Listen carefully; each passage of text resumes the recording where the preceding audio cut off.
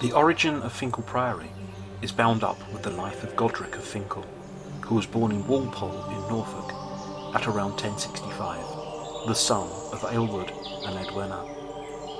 After his early life as a pedlar, and then a sailor, he visited Lindisfarne, and there is said to have encountered the spirit of St. Cuthbert. This encounter changed his life, and he devoted himself to Christianity.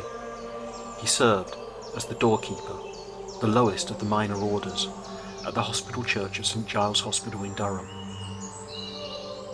After a pilgrimage to Jerusalem, Godric returned to Durham and convinced Bishop Ranulph Flambard to grant him a place to live as a hermit by the River Wear at Finchale, 4 miles from Durham.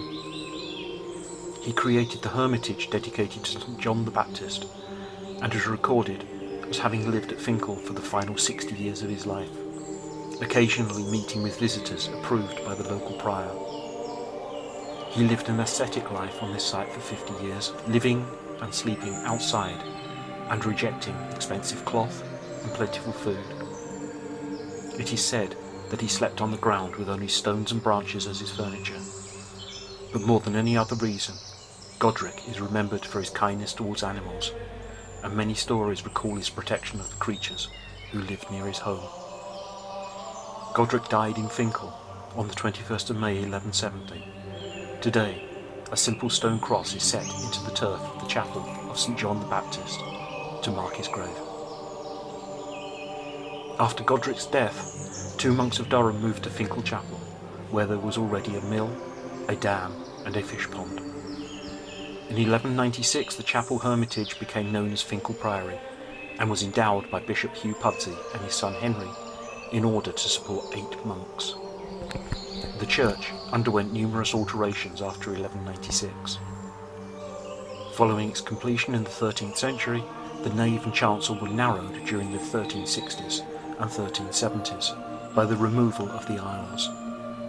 The alteration and building works continued through to the mid-15th century, when the hospitium, the guest house, and a part of the prior's house were built. During much of its history, the priory served as a rest facility for the monks of Durham, and 4 Durham monks would travel to Finchale for a 3-week period to join the 4 monks in residence there. Finchale remained a priory until the dissolution of the monasteries in 1536. The extensive ruins are in the care of English Heritage. The area around the ruins, and through which the site is entered, is now a caravan park.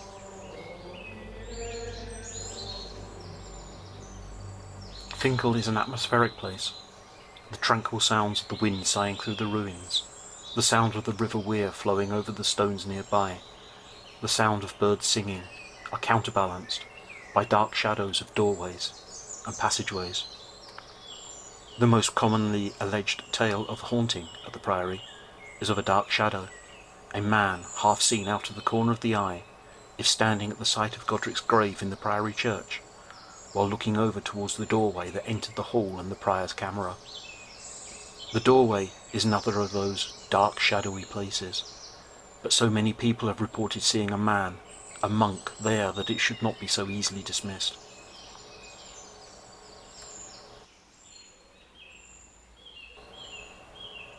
I tried a recording in the Undercroft. Interestingly, the spirit box started to malfunction in a way that has never happened before, but eventually it settled down again. Many of the voices received could only be heard after slowing the audio down by as much as 800%.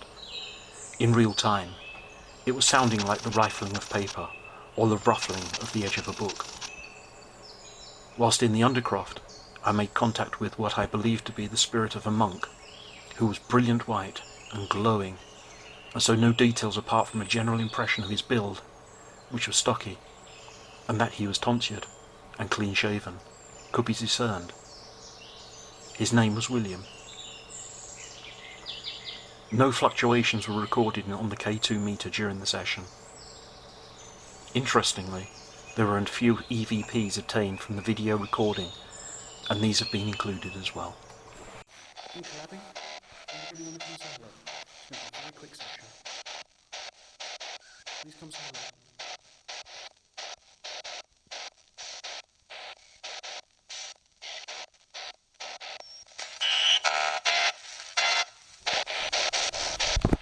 change that setting a bit.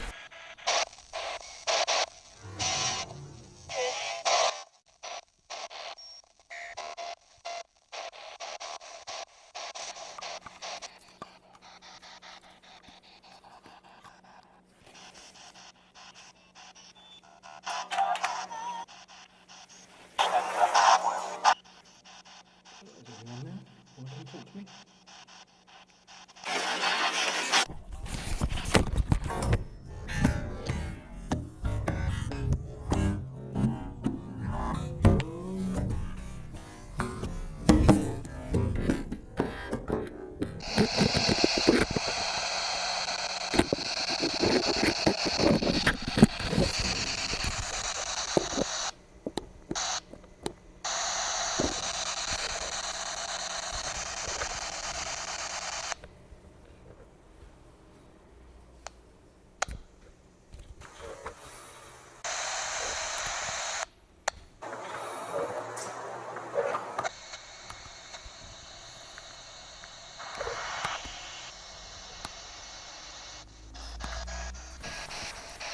It's not really in the dark.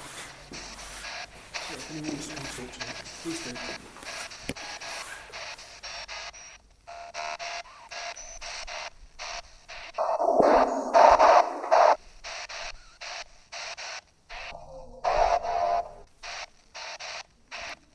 Spirit box is playing up. That's supposed to be 250 milliseconds. So if you want to come talk to me, having to hold it like this. Come say hello. Anyone? Tell me your name.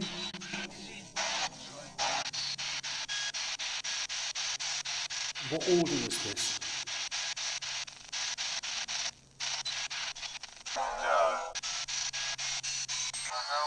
Is anyone still around?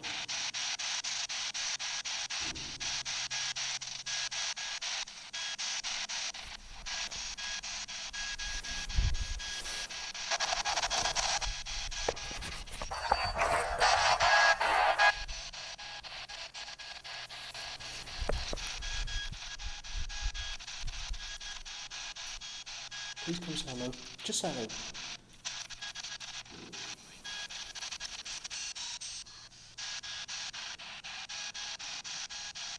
It's all I'd like, just a hello.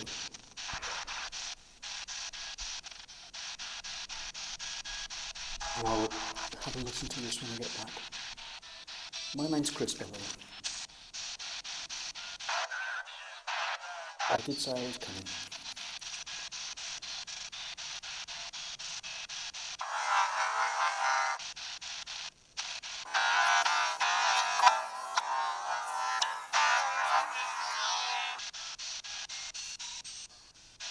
I'm actually seeing a monk in white. So would you like to say your name for me, please? He's making the sign of the cross.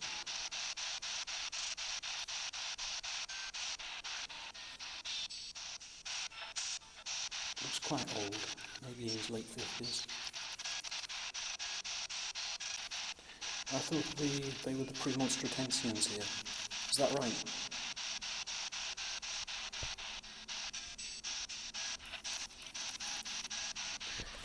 Can you come speak into this recording device for me?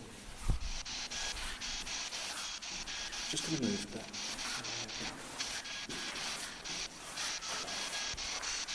Just into another area.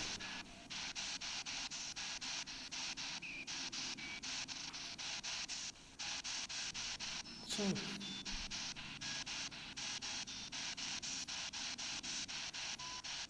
just come and tell me anything you like. Even if it's go away. This is a lovely place, lovely abbey.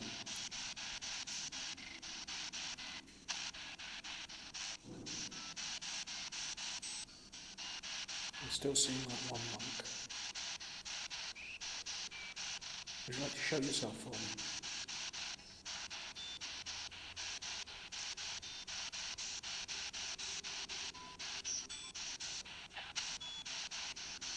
Can you just tell me what your name is?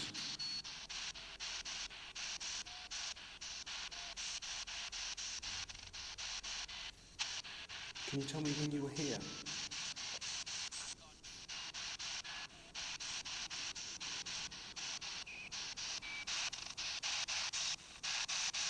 Right, thank you very much. I'm going to stop now.